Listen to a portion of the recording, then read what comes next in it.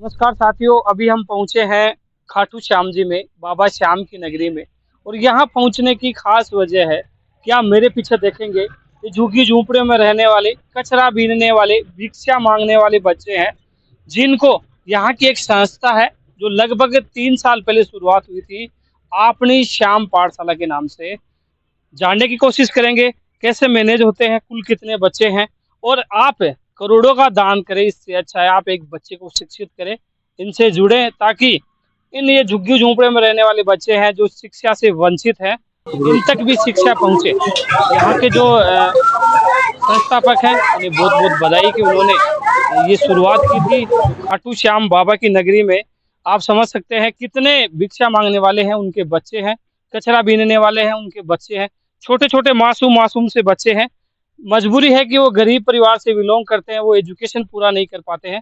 तो इन्होंने कैसे मैनेज किया है, कैसे इनके परिवारजनों को समझाया, संपूर्ण बातें जानने की कोशिश करेंगे। तो मैं आपसे इतना जरूर निवेदन करूंगा कि आप यह वीडियो देख रहे हैं तो आप वीडियो पूरा देखें, और हो सके तो आप जब भी बाबा श्याम की नगरी में आए तो श्याम पाठशाला खाटू श्याम जी जरूर पहुंचे, और इन बच्चों को आप थोड़ा बहुत मनोबल जरूर बढ़ाएं। जो यहाँ की जो मैनेजमेंट है, इनसे मिले और इनका जैसा भी आप सहयोग कर पाते हैं वैसा सहयोग करें, ताकि आप इस संस्था के व्यवस्थापक हैं।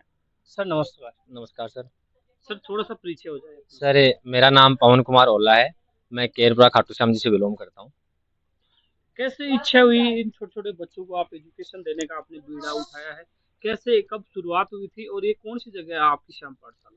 सर मैं 2016 से शिक्षा के क्षेत्र में जुड़ा हुआ था। प्राइवेट सेक्टर में स्कूल वगैरह में मैंने काम किया है, कोचिंग वगैरह में मैंने पढ़ाया है। तो जब भी मैं घर से जब ये खाटू जो अपनी नगरी है बाबा श्याम के दर्शन करने के लिए हम निकलते थे, तो ये बच्चे भिक्षावृत्ति करते हुए हमें मिलते थे। मैं ये देखता था कि अपन पैसे के लिए काम कर रहे हैं किसी संस्था में, अगर इन बच्चों को अपन एक फ्री ऑफ कॉस्ट इन बच्चों को अपन निःशुल्क शिक्षा दे, तो इन बच्चों का एक जीवन सुधरेगा और इन बच्चों को अच्छी दिशा मिलेगी। जिस क्षेत्र में ये बच्चे वर्तमान समय में कार्य कर रहे हैं, उस क्षेत्र में काम न करके एक शिक्षा इनको मिलेगी, तो ये सही दिशा इन बच्चों को मिल जाएगी। इन बच्चों के गार्जियन को, माता पिता को कैसे मैनेज किया आपने, कैसे समझाया? सर जिस दिन मैंने इस संस्था को स्टार्ट की, मेरे मन में ये ख्याल आया कि अपन इन बच्चों को एक सही दिशा में जोड़कर इनको पढ़ाना चाहिए। तो इनके गार्जियंस को मैंने कन्विंस किया, पहले इनको समझाया कि इन बच्चों को आप मुझे पढ़ाने दो। तो उन्होंने बोला कि यहाँ कोई स्कूल नहीं है, बाज़ार में दूर है, बच्चे जा नहीं सकते हैं, तो हमें तो पैसे की ज़रूरत है, हम भिक्षावृत्ति करेंगे। मैंने उनको समझाया कि पैसा अगर आज आपको ये बच्चे 50 रुपये ला कर देंगे, जब ये पढ़ेंगे तो आने वाले समय में आपको 10,000 रुपये भी पर डे आपको ला कर दे सकते हैं। तो उनको काफ़ी मैंने समझाया, 1 महीने तक मैंने उनसे मकसद किए और उनको कन्विंस किया। फिर 2 बच्चों को मैंने स्टार्टिंग में शुरुआत 2 से की? 2 बच्चों से मैंने स्टार्ट किया। उनके अभी कितने बच्चे हैं? अभी मेरे पास 150 बच्चों को तो मैंने औपचारिक और अनौपचारिक शिक्षा दी है, और 120 प्लस बच्चे पर डे हमारी पाठशाला में पढ़ने के लिए आ रहे हैं। कितने बजे से कितने बजे तक चलती है? 8 बजे से लेके 1 बजे तक का जो इन बच्चों का टाइम है, लगातार ये बच्चे आ रहे हैं। और बच्चों में जो परिवर्तन भी हुआ है, हमने पिछले 2 साल में जो हमारी मेहनत है, मेरे साथियों की जो मेहनत है, मेरी टीम ने जो भी मुझे सपोर्ट किया, उनकी जो मेहनत के बदौलत आज ये बच्चे अच्छे से अध्ययन कर रहे हैं। कुल कितने लोगों की टीम है और कैसे मैनेज कर पाते हो? स्टार्टिंग में तो मुझे काफ़ी समस्याओं का सामना करना पड़ा। जैसे पहली चीज़ तो ये है कि फैमिली, मेरी स्वयं की फैमिली ही मुझे सपोर्ट नहीं कर रही थी इस चीज़ के लिए। तो मैं घर वालों से भी, जुनून था लेकिन। जुनून था, वो एक जोश था, जुज़्बा था, और घर वालों के उल्हाने, घर वालों की बातें सुनकर भी मैं इन बच्चों को पढ़ाने के लिए आता था। 2 जगह मैंने बच्चों को पढ़ाना स्टार्ट किया, 2 कच्ची बस्तियाँ दोनों में। तो मुझे सुबह से लेकर शाम तक का पूरा टाइम इन बच्चों पे ही मैं दे पाता था।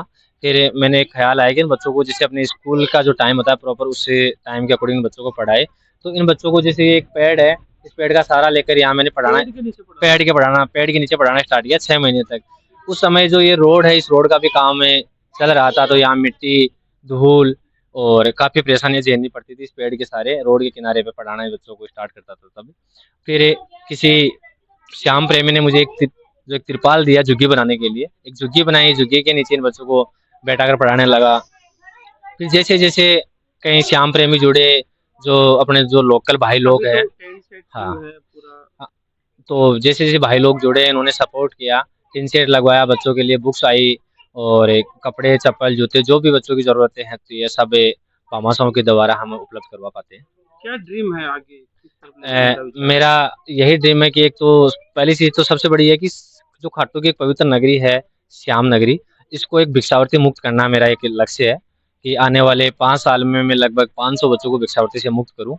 और क्या ये सभी बच्चे पहले भिक्षावृत्ति करते टोटल बच्चे भिक्षावृत्ति करते थे, इनमें से कुछ बच्चे हैं जो कचरा वगैरह भी बीनते थे, और कुछ बच्चे जैसे अपने मम्मी पापा के साथ में जी मजदूरी करने के लिए निकल जाते थे। 2-3 बच्चे ऐसे होटलों पे भी काम करते थे। उन बच्चों को वहाँ से मैंने अडॉप्ट करवाया और आज ये बच्चे लगातार यहाँ अध्ययन कर रहे हैं। हैं? आसपास के लोगों का कैसा है यहाँ मार्केट का, क्या आपके मार्केट का अच्छा रुझान है। सब जो मेरे भाई है और दुकानदार भाई है वो भी मुझे सपोर्ट करते हैं। कोई भाई मुझे 100 रुपये मंथली इन बच्चों के लिए सपोर्ट कर रहे हैं संस्था में। कहीं जैसे श्याम प्रेमी जुड़े हुए हैं, वो 1000 रुपये, 1100 रुपये, 500 रुपये से सपोर्ट करते हैं। अपनी इच्छा के अकॉर्डिंग सपोर्ट करते हैं, कोई कुल उनका मिला कोई के बाउंडेशन नहीं है। आपकी, पाठशाला का जो संपूर्ण खर्चा है वो लगभग इस पाठशाला में मंथली 1.5 लाख रुपए के समथिंग खर्चा होता है, पर लगभग लगभग ये हो जाता है। नहीं होता तो जैसे कई भाई ऐसे हैं उनको हम पर्सनली बोलते हैं, वो एक सोशल मीडिया पे अपूर्ण नहीं करते उस चीज़ को कि हमें सोशल मीडिया पे दिखाओ कि हमने ये सपोर्ट किया। बाकी वो भाई अपना सपोर्ट करते हैं। सभी को यही मैसेज देना चाहता हूँ मैं कि आप भी जुड़े और ऐसे बच्चों को एक शिक्षा की दिशा में जोड़ने का प्रयास करें। अगर आप शिक्षा नहीं दे सकते तो हमारी श्याम पाठशाला तक उन बच्चों को पहुँचाए, हमें उन बच्चों को ज़रूर शिक्षा देंगे। जी धन्यवाद। आपको भी धन्यवाद, आपने एक समय निकाला और इन बच्चों के लिए आप पहुँचे हो आपका यहाँ। जो कार्य है काबिले तारीफ है कि आप उन बच्चों के लिए कार्य कर रहे हैं जिन बच्चों के माता पिता इनके शिक्षा के बारे में नहीं सोचते। हाँ, माता पिता में पहले तो काफ़ी दिक्कतें आती थी, पर आज जैसे एक कच्ची बस्ती है, जिस कच्ची बस्ती को बोलते हैं बोफा कच्ची बस्ती, उस कच्ची बस्ती के लगभग सारे बच्चे यहाँ पाठशाला में पढ़ने के लिए आ रहे हैं। माता पिता भी उनके समझदार हो चुके हैं, वो भी कहते हैं, हाँ जागरूक हो रहे हैं। वो कहते हैं कि सर इनको लेके जाओ आप, हमें इन बच्चों को पढ़ाना है। कितनी दूर से बच्चे आते हैं? सर बच्चे 500-600 मीटर के एरिया से भी बच्चे आ रहे हैं। हमारे पास एक व्हीकल की कोई व्यवस्था नहीं, तो बच्चे हम और भी जोड़ सकते हैं। थोड़े संसाधनों की अभी कमियां चल रही है। हाँ हाँ, जैसे हमें कोई कुक्कू मिल जाए तो सभी बच्चों को हमें इकट्ठा करके, जो और भी खाटू के उस साइड रिंगस रोड पे भी कई बच्चे हैं जो भिक्षावृत्ति करते हैं, उन बच्चों को भी हम अडेप्ट करके यहाँ तक ला सके। खाटू श्याम बाबा नगरी में अगर कोई भामाशा हो और ये वीडियो देख रहे हैं तो आप एक लाइट वाला जो कुकू आता है टेम्पो, इस संस्था को आप भेंट करिए ताकि ये गुरुजी आप जिम्मेदारी लेते हैं कि उससे आप बच्चे लेके हाँ, आए। हम जिम्मेदारी लेते हैं, संपूर्ण जिम्मेदारी हमारी रहेगी कि उनसे हमें चारों तरफ उसको घुमाकर सारे बच्चों को हम यहाँ लाकर शिक्षा से जोड़ सके। और थोड़ा सा कि हमारे पास टीन सेट की भी कमी है कि थोड़ी सी और व्यवस्था हो जाए छाया की बच्चों की बैठने के लिए, तो और भी अच्छा हो जाए। सर जो जगह है ये जगह नगर पालिका की? हाँ, नगर पालिका की ये जगह है, नगर पालिका ने हमें सपोर्ट किया है। उन्होंने हमें कह रखा है कि ये बच्चों को, जब तक आप इन बच्चों को पढ़ा रहे हो, आप इस जगह को आप यूज ले सकते हो। आपकी संस्था का रजिस्ट्रेशन हो? हाँ, हमारे संस्था का रजिस्ट्रेशन हो चुका है। अभी 18 जो जनवरी थी उसको हमारा एक वार्षिक उत्सव भी था। खाटू के सभी भाई लोग हमारे जो भामाशाह जुड़े हुए हैं उन सबको हमने सम्मानित भी किया था और एक जागरूकता कार्यक्रम रखा था। इन बच्चों के जो पेरेंट्स वगैरह है, जिनके बच्चे रेगुलर आ रहे हैं, उन बच्चों को, पेरेंट्स को भी हमने सम्मानित किया। जिन भाइयों ने हमें सपोर्ट किया उनको भी हमने सम्मानित किया। सोशल मीडिया पे किस नाम से आपकी आईडी है? श्याम पाठशाला खाटू श्याम जी के नाम से हमारे इंस्टा आईडी भी है, फेसबुक आईडी भी है, यूट्यूब भी है। और जब कितने का स्टाफ है? अभी जैसे 3 स्टाफ तो रेगुलर आ रहे हैं, उनको न्यूनतम मानदेय भी हमें दे पाते हैं क्योंकि वो भी एक गरीब फैमिली से ही बिलोंग करते हैं। और सर जैसे बात करें बच्चों को खाने वाने की व्यवस्था भी आप करते हैं? खाने की व्यवस्था इन बच्चों के लिए पर डे खाने की व्यवस्था होती है। 3100 रुपये हम होटल से हमारा खाना बन के आता है इन बच्चों के लिए, तो 3100 रुपये हम होटल पे इन बच्चों के लिए पे करते हैं पर डे। वो भामाशाहों से होता है? हाँ, भामाशाहों से होता है। कुछ भाई ऐसे जुड़े हुए हैं जिस दिन किसी भामाशाह या किसी का कोई सपोर्ट नहीं होता तो उस दिन हम उस भाई को बोल देते हैं। जो हमारा एक भाई है सोनू अग्रवाल, उसकी ओर से ज्यादातर इन बच्चों के लिए खाना हो जाता है, जिस दिन कभी किसी की ओर से खाना नहीं हो। बिल्कुल। हाँ, तो आप भी बाबा श्याम की नगरी में आए तो एक ये पुण्य का कार्य जरूर करके जाएं कि आप इस संस्था से जुड़े और पवन जी को आप कोऑपरेट करें। मेरे आदर्श है और वो भी मुझे समय समय मोटिवेट करते हैं। और हमारे यहाँ से 8 बच्चे, मैंने ऐसे 8 बच्चों को वहाँ भेजा है कि वो बच्चे आज श्याम अपनी पाठशाला चूरू में अध्ययन कर रहे हैं। जो बच्चे घर पे उनके पास रहने की व्यवस्था नहीं थी, घर की स्थिति बिल्कुल खराब थी, 4 बच्चे तो अनाथ बच्चे हैं, उनके पास मैंने भेजा है। और 4 बच्चे ऐसे हैं उनकी घर की स्थिति बहुत ही दयनीय थी, उन बच्चों को मैंने वहाँ ड्रीम आप अपने मारवाड़ी भाषा की लाइन में, हाँ, रनिंग में आ गए ये बच्चे, तो सीख भी रहे हैं, पढ़ भी रहे हैं, बोल भी रहे हैं, लिखना भी सीख गए। शुरुआत में जब बच्चा आता है कितना संघर्ष होता है? बहुत ज्यादा संघर्ष होता था इन बच्चों को झुग्गियों से निकालना, इनके माता पिता को कोऑपरेट करना। कई बार तो ऐसी समझ आती थी, लड़ाई तक हो जाती थी इन बच्चों के माता पिता से। लड़ाई हाँ, भी होती है। देवाली भी हो गई एक दो बार। लेकिन आपने हाँ, फिर भी जो अपना कार्य था उसको हमने छोड़ा नहीं। और स्टार्टिंग में जब मैं झुग्गियों में पढ़ाता था तो कई चीजें मिलती है कहने को कि ये तो इन बच्चों नहीं जी, हाँ, कई यातनाएं झेलनी पड़ती थी, घर वालों से, रिश्तेदारों से। विक्रम कौन सी क्लास में हो? 4 फोर्थ में। आपका विक्रम सेम नाम आप दोनों का। क्या करते थे पहले? मांगने जाते थे मांगने जाते थे। कहाँ पे? बाजार में। बाजार में। कितने साल से आ रहे हो यहाँ पे? खूब साल हो गए 3-4 साल। 3-4 साल से। शुरुआत में मम्मी पापा भेजते थे यहाँ पढ़ने के लिए? हाँ नहीं भेजते थे। मांगने भेजते थे। कहाँ पे क्या कहते थे? मांग के लाओ पैसे फिर उन पैसों का क्या करते थे? किस्त भरते थे। किस्त भरते थे। कभी पढ़ने की सोची थी आपने? हाँ सोची थी। आप सोच रहे हो ना? क्या ड्रीम है, क्या बनना चाहते हो आप? फौजी फौजी बनना चाहते हो आप? राइडर क्या बनना चाहते हो? Rider rider. आप क्या नाम है आपका? आकाश आकाश है। कौन सी में पढ़ते हो बेटा? है एक एक में। कितने दिन से पढ़ रहे हो? 2 साल 2 साल हो गए। क्या नाम है बेटा? जीतू जीतू। कौन सी क्लास में है? तो ही कौन सी में?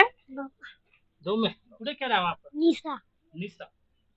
कब से आ रही हो गुड़िया पढ़ने के लिए? 1 साल 1 साल से। पहले क्या करते थे?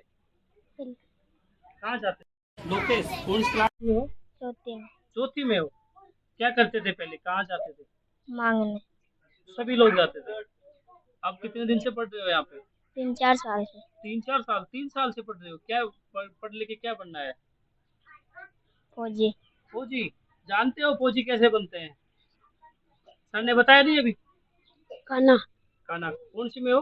चौथी चौथी में हो। पहले क्या करते थे? मांगने मांगने। राहुल राहुल। कौन सी में राहुल? आज ही आया स्कूल तू? हाँ। कितने दिन कहाँ पे था?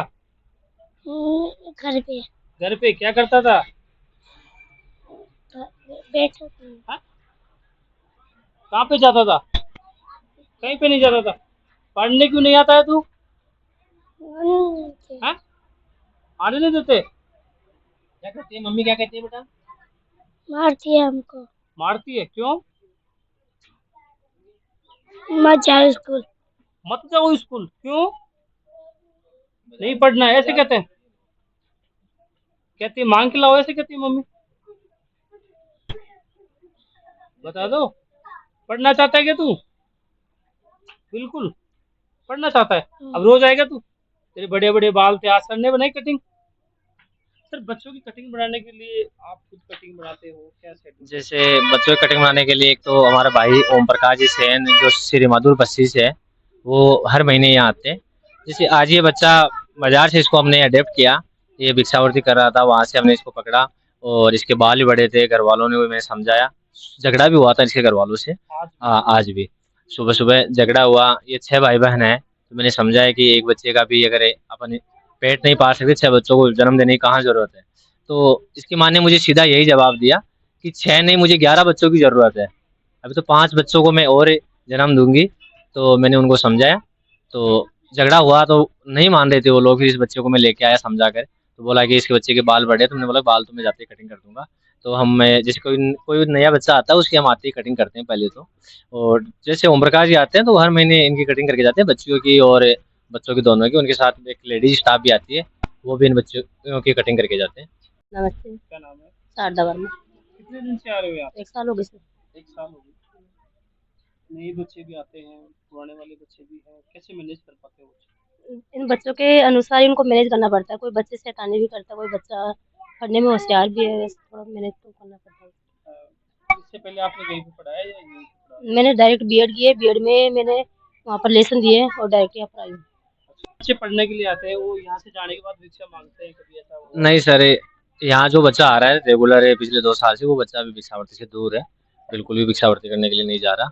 जो बच्चा अगर कहीं बाय द वे गलती से अपने माता पिता के पास साथ में निकल भी जाता है, तो हमारे जो बाजार में ऐसे भाई हैं वो इन बच्चों को जानते हैं, तो उनका हमें कॉल आता है कि बच्चा अगर बाजार में आ गया तो हम तुरंत उस बच्चे को लाते हैं वहाँ से।